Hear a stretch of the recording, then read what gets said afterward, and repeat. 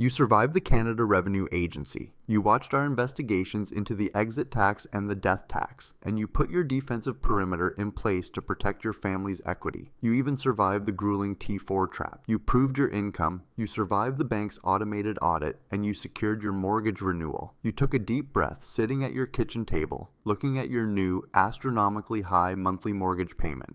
And you told yourself that the worst was finally over. You bought into the ultimate Canadian real estate myth, the belief that your bank is your partner. You believed that as long as you kept making those massive payments, sacrificing your vacations, your retirement contributions, and your children's education funds, the system would protect you. You assumed that if hard times truly hit, the financial institutions would work with you, offering forbearance programs and payment holidays to keep your family under your roof.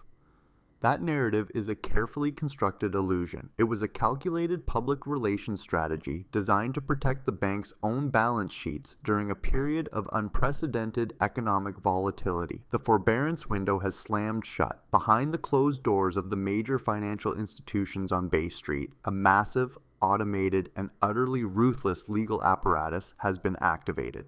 And welcome back to Canada Property Watch. Today, we are exposing the final, most brutal phase of the Canadian real estate collapse. We are taking you inside the eviction mill. We are revealing exactly why the banks have quietly transitioned from a posture of customer service to a posture of aggressive asset liquidation, and how they are currently fast-tracking tens of thousands of power of sale and foreclosure proceedings across the country with absolutely zero warning to the public. To understand the sheer scale, speed, and viciousness of what is happening right now, you have to understand the specific mathematical trap the banks built for themselves over the past few years, and why federal regulators are now forcing them to execute their borrowers. When the Bank of Canada began its aggressive campaign of interest rate hikes, millions of Canadian homeowners with variable rate mortgages hit their trigger rates, and their monthly payments were no longer covering the interest accruing on their loan. Instead of forcing these homeowners into immediate default, which would have triggered a systemic banking crisis and crashed the housing market instantly, the banks utilized a temporary accounting loophole. They allowed the amortizations on these mortgages to stretch out into infinity. A 25-year mortgage suddenly became a 70-year mortgage on paper. The unpaid interest was simply capitalized. And from the outside, the banking system looked stable, but inside the bank's mainframes, a toxic bomb of deferred compound interest was growing larger every single day. The federal banking regulator, the Office of the Superintendent of Financial Institutions, known as OSFI, watched this risk compound and finally stepped in. OSFI understands that a banking system cannot survive if its primary assets are loans that are mathematically impossible to pay off. They looked at the hundreds of billions of dollars in negatively amortizing mortgages and issued a severe directive. They demanded that banks clean up their loan books and hold significantly more of their own cash in reserve to cover potential losses. Suddenly, the mathematics of compassion changed entirely. Keeping a struggling homeowner on life support with an extended amortization is no longer a profitable accounting trick.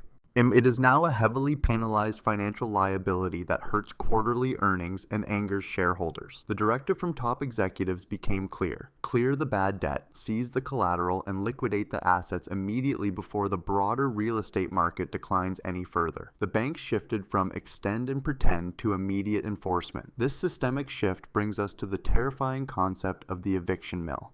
This is not a term you will ever find in a banking brochure. It is a concept borrowed from the darkest days of the 2008 subprime mortgage crisis in the United States, now fully imported and optimized for the Canadian legal system. An eviction mill is a specialized, high-volume, hyper-aggressive law firm that operates essentially as an outsourced assembly line for bank foreclosures and power of sale proceedings. The major Canadian banks do not have the internal manpower or the desire to individually manage tens of thousands of defaulting mortgages. They cannot afford to have their own branch managers sit down and negotiate with you, listen to your story about losing your job, or review your medical bills. So, they sever the relationship entirely.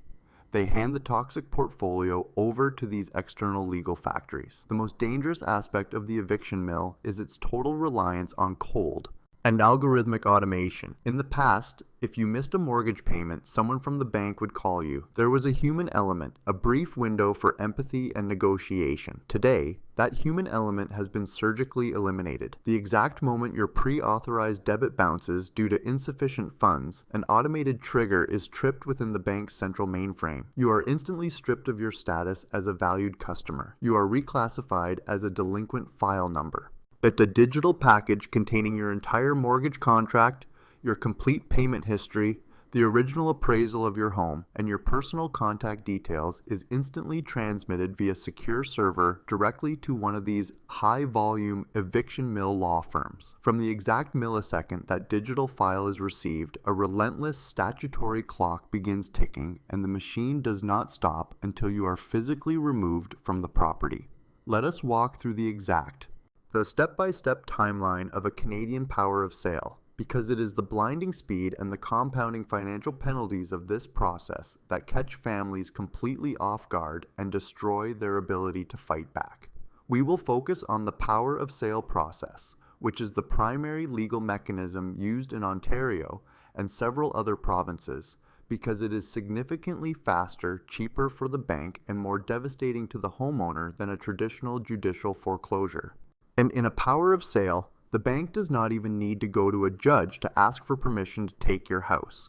The right to evict you and sell your property upon default is a clause written directly into the fine print of the standard charge terms of the mortgage contract you signed years ago. You pre-authorized your own eviction the day you bought the house. 15 days after your missed payment, the automation begins. You will receive a seemingly polite automated letter from the bank reminding you that your account is in arrears. Do not be fooled by the gentle corporate tone. This is a legally mandated notification to establish a paper trail. This is the first and only gentle warning you will ever receive. If that payment is not rectified immediately, the file escalates. After exactly 30 to 45 days of arrears, the Eviction Mill law firm takes over communication completely. They generate a formal, but legally binding document called a Notice of Sale Under Mortgage. This document is sent via registered mail or delivered by a process server. It is a hostile demand. The Notice of Sale states that you have exactly 35 days to pay back every single missed payment, plus all accumulated default interest, plus all the bank's corporate legal fees incurred up to that exact moment. This window is known as the redemption period. This is the exact moment where the financial bleeding accelerates from a trickle to a hemorrhage. The moment your file is transferred to the Eviction Mill, you are no longer just paying your regular mortgage interest. You are now personally responsible for paying the massive, unconstrained corporate legal fees of the exact lawyers who are actively working to destroy your life and evict you from your home. This is the ultimate predatory trap of the mortgage contract. And every single time a paralegal at the firm generates a standardized document, every time they run a title search on your property, every time they send a piece of registered mail, hundreds and sometimes thousands of dollars are instantly tacked onto your total outstanding mortgage balance. If you somehow manage to borrow money to catch up on your missed payments, you will be absolutely shocked to discover that your arrears have magically doubled or tripled. A $5,000 missed payment problem instantly becomes a $15,000 legal bill. The system is specifically designed to make catching up mathematically impossible for a family already experiencing severe financial distress. During this grueling 35-day redemption period, the Eviction Mill initiates a campaign of psychological warfare designed to break your spirit. You might notice a strange car idling in front of your house. A person gets out, then takes several high-resolution photographs of the exterior of your home and drives away. The Eviction Mill has ordered a drive-by appraisal from a third-party real estate brokerage to assess the immediate curb appeal of your home, determining how quickly they can liquidate it. The fee for this appraisal is immediately added to your debt. A few days later, a process server or a representative from a property preservation company will come to your front door. They will not knock to speak to you. They will simply use heavy-duty tape to affix a bright, neon-colored legal notice directly to your front door for all your neighbors to see. This public branding is a deliberate tactic designed to create immense social pressure, profound embarrassment, and absolute panic, breaking your will to fight the process. If you cannot produce the massively inflated sum of arrears and legal fees by the exact hour the 35-day notice of sale expires, the trap snaps shut permanently. And the bank now possesses the absolute unchallengeable legal right to sell your home, but they do not sell it the way a normal homeowner would. The bank's only objective is rapid liquidation. They need to recover their principal loan amount as fast as humanly possible to satisfy federal regulators. They will list the property on the open market, but they will explicitly and publicly label it as a power of sale or bank-owned property, sold in an as-is, where-is condition. This specific labeling acts like blood in the water for a highly organized ecosystem of predatory real estate investors and bottom-feeding speculators. These buyers monitor the market specifically for power of sale listings because they know it signals a distressed asset. They know the bank is a highly motivated seller, desperate to dump the property. Because the property is sold strictly as is, the bank makes absolutely no warranties about the condition of the home. Consequently, these properties carry a massive risk premium for the buyer and almost always sell at a devastating discount, routinely 10 to 20% below the actual fair market value of identical homes in the same neighborhood. This brutal fire sale pricing strategy creates a localized contagion effect. When the bank dumps your home for $200,000 below its true market value, that heavily discounted transaction instantly becomes the new comparable sale for your entire street. Destroying the equity of all your neighbors and accelerating a broader panic selling environment. But what if you refuse to leave? What if you are terrified, with nowhere else to go, so you lock the doors and try to ride out the storm? The Eviction Mill has a standardized, unstoppable legal procedure for this scenario. Once the 35-day period expires, the law firm will immediately file a formal statement of claim in the Superior Court of Justice, suing you for immediate a vacant possession of the property. You have 20 days to file a statement of defense, but unless you can miraculously prove that the bank made a massive administrative error and you actually did make all the payments, you have absolutely no valid legal defense. The fact that you lost your job or that interest rates rose too fast is not a legal defense in contract law. The debt is real, your default is a verified fact, and the mortgage contract is ironclad.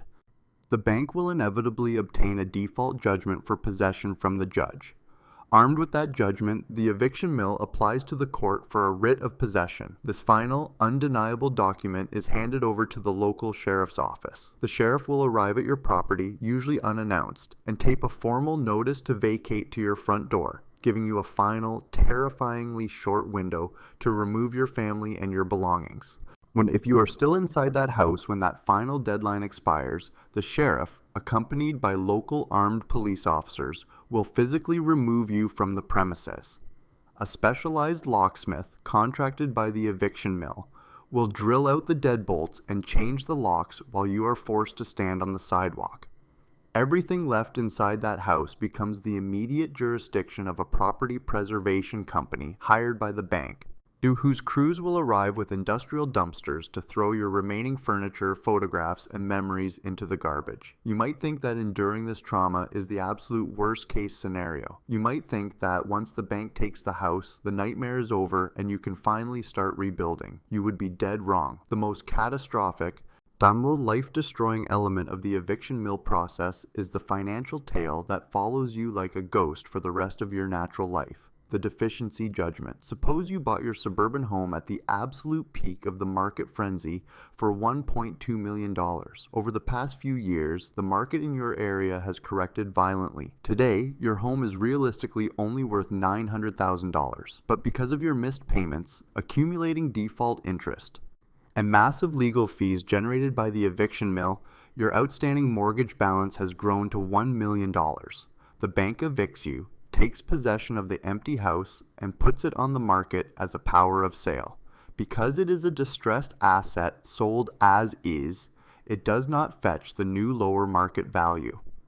A cash-rich investor swoops in and buys it from the bank for $850,000. But the bank takes that money and applies it directly to your $1 million debt. The bank has liquidated the asset, but you still owe them $150,000.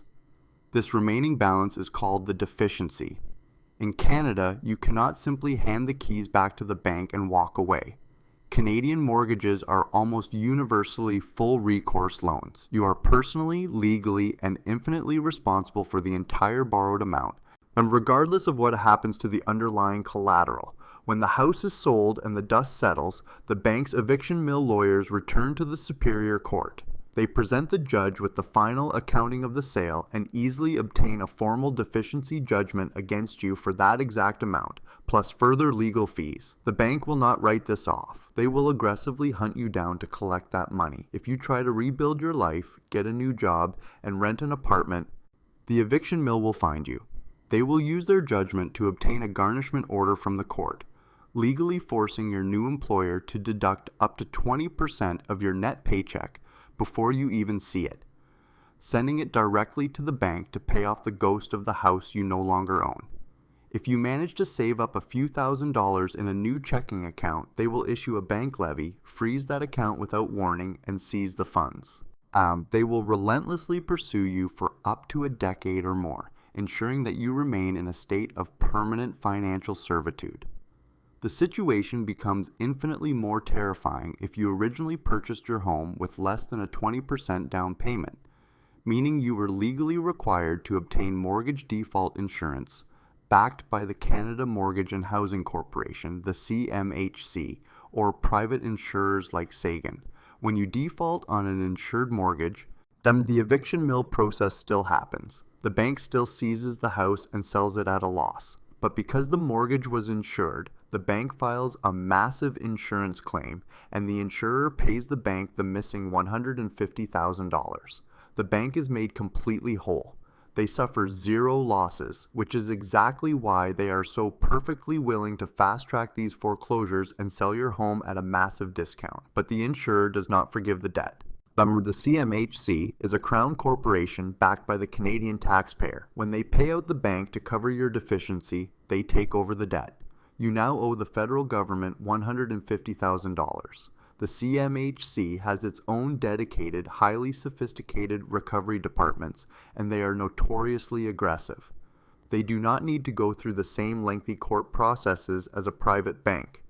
They can use the full weight of the federal government apparatus to track your income across provinces. They can intercept and seize your annual income tax refunds. They can garnish your wages with devastating efficiency. You are no longer just fighting a private Bay Street bank. You are fighting the state. The government will ensure that you spend the prime earning years of your life reimbursing the taxpayer for the house you lost in a market crash that the government's own monetary policies helped create. This is the unvarnished, terrifying reality of the eviction mill. It is a highly efficient, highly automated wealth extraction machine designed to process human financial failure on an industrial scale. The banks and the regulators have looked at the macroeconomic data. They have realized that the Canadian middle class is entirely tapped out. Consumer credit is exhausted. Home equity lines of credit are frozen, and the savings rate has plummeted. There is no more blood left in the stone. Therefore, the only logical, self-preserving move for the major financial institutions is to liquidate the hard physical assets before the market drops any further and destroys their collateral base. They are rushing to the exits to protect their shareholders. And they are using your equity, your home, and your future as their emergency life raft. The mainstream financial media will continue to report on these power of sale statistics as dry, abstract economic data. They will talk about market adjustments and healthy corrections. They will never talk about the assembly line of legal documents generated by artificial intelligence. They will never expose the parasitic legal fees eating away the last remaining dollars of a desperate family's savings. They will never show you the sheriff changing the locks or explain the permanent multi-generational financial ruin inflicted by deficiency judgments and CMHC garnishments. They will not tell you that the friendly neighborhood bank has permanently transitioned into a ruthless, automated liquidator. If you are a Canadian homeowner, you must understand that the safety nets have been removed. The era of forbearance is over. If you are struggling with your payments, yet you cannot afford to bury your head in the sand. You cannot ignore the warning letters. You cannot assume that the bank will give you another extension just because you have been a loyal, paying customer for 10 years. The moment you miss a single payment, you are entered into the eviction mill, and the machine fundamentally does not care about your history. If you look at your balance sheet and you know that you cannot sustain the payments, you must act before the bank acts. You must retain independent legal counsel and explore your options to sell the property on your own terms before the machine initiates the automated power of sale process. Subscribe to Canada Property Watch. We are reading the legal filings, we are tracking the foreclosure data, and we are bringing you the unfiltered truth about the mechanics of the Canadian housing crash. But we are arming you with the knowledge you need to protect your family from a banking system that has turned against its own citizens. Do not let your family's legacy become a statistic in the eviction mill. Stay vigilant, protect your assets, and we will see you in the next investigation.